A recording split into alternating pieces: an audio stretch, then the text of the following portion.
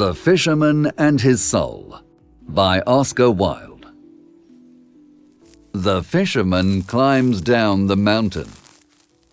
The fisherman's soul calls to him, "Don't send me away. Please don't send me away." "You are not important to me," says the fisherman. "Go away. Go where you want. My love is calling me."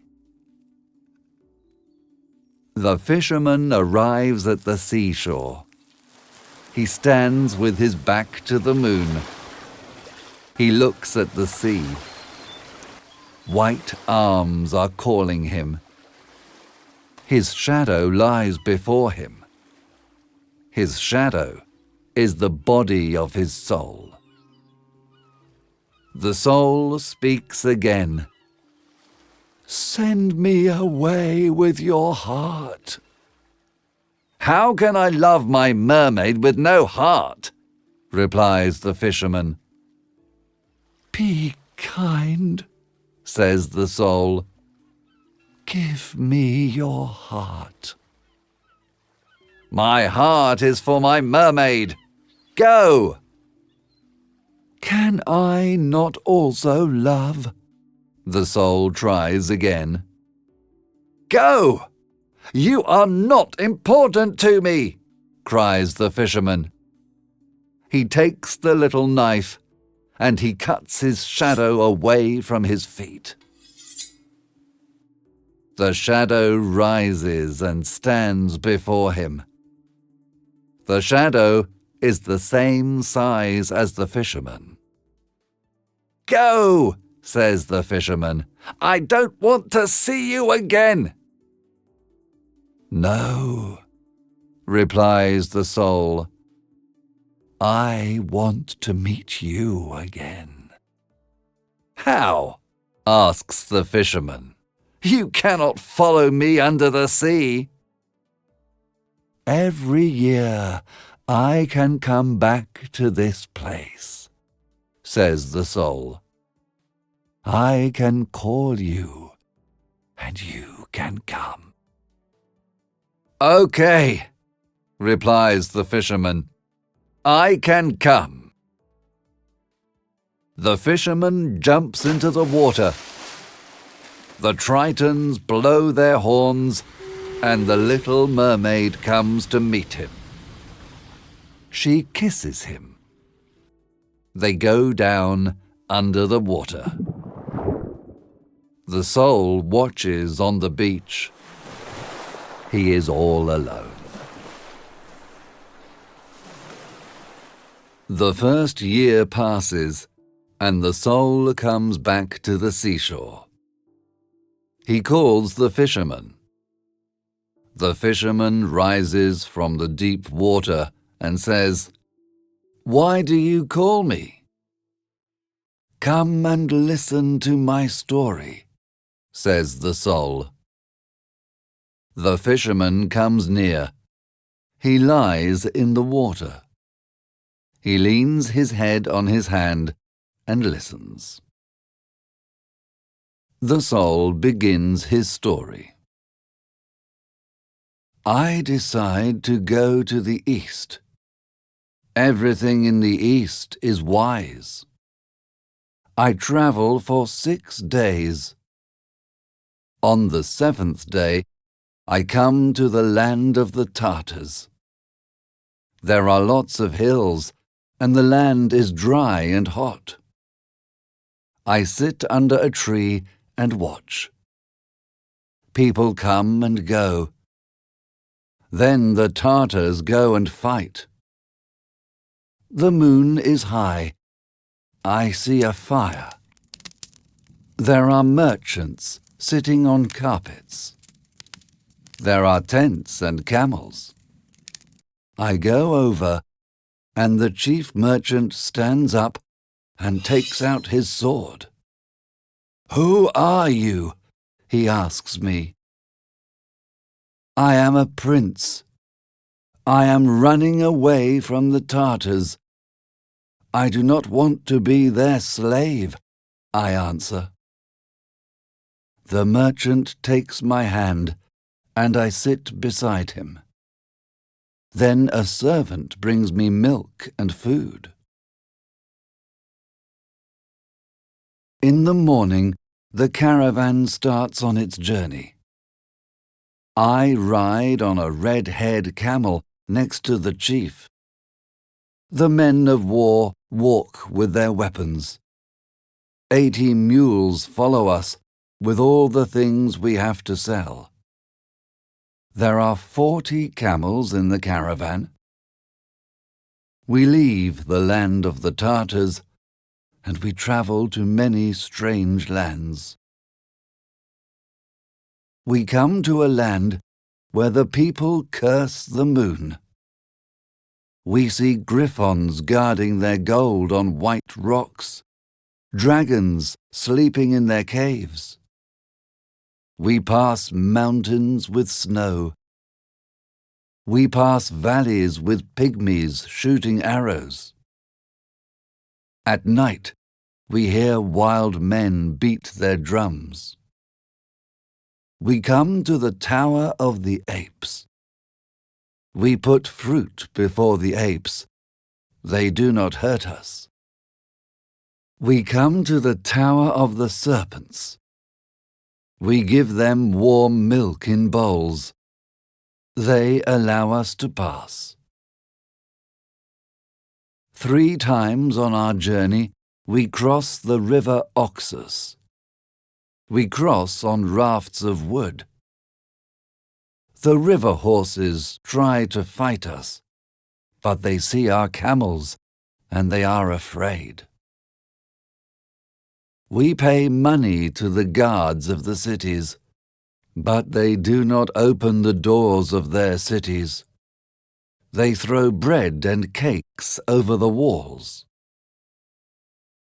We arrive at villages, and the people run away in fear.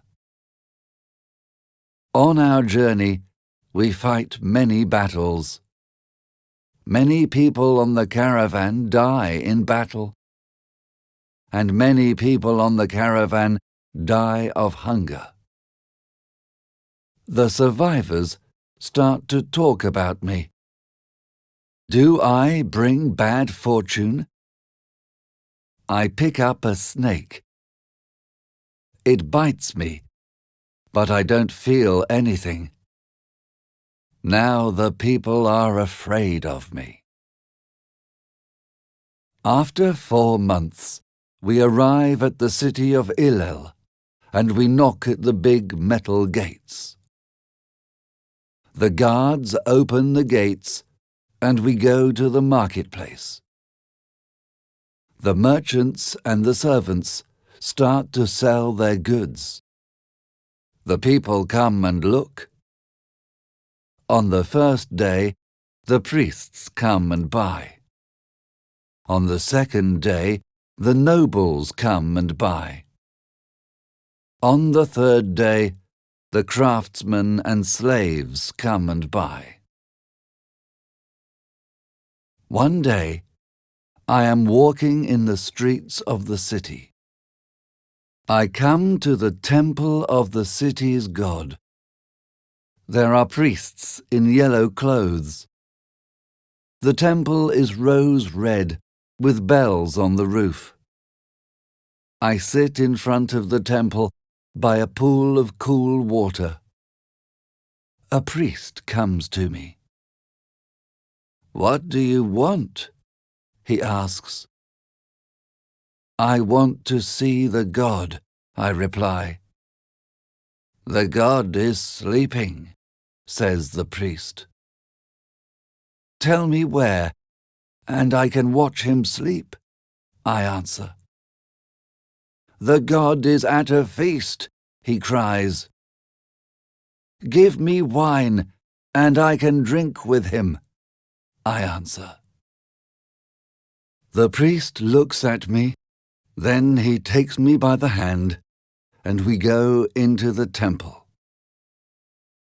In the first room, I see a statue.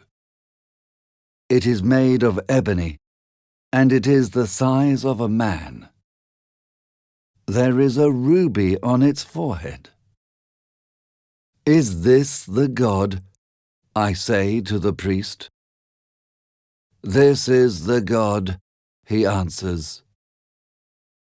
This is not the God. Show me the God, I shout. And I touch his hand, and it becomes small. Cure me, and I can show you the God, he says. So I breathe on his hand, and it becomes normal again. The priest is afraid. In the second room, I see another statue. It is made of ivory. It is twice the size of a man, and it is sitting on a jade flower. Is this the God? I say to the priest. This is the God, he answers. This is not the God. Show me the God, I shout. And I touch his eyes, and he becomes blind. Cure me, and I can show you the God, says the priest. So I breathe on his eyes, and he can see again. Now the priest is afraid. In the third room, there are no statues, but there is a round mirror. The mirror is made of metal, and it is on a stone step. Where is the God? I ask the priest. There is no God, he answers. This is the mirror of wisdom. When you look into it, you can see everything in heaven and on earth. But you cannot see your own face. When you look into this mirror, you can see everything, and you become wise. Nothing is hidden from you. There are lots of other mirrors in the world, but there is only one mirror of wisdom. The mirror of wisdom is the God, and we worship it.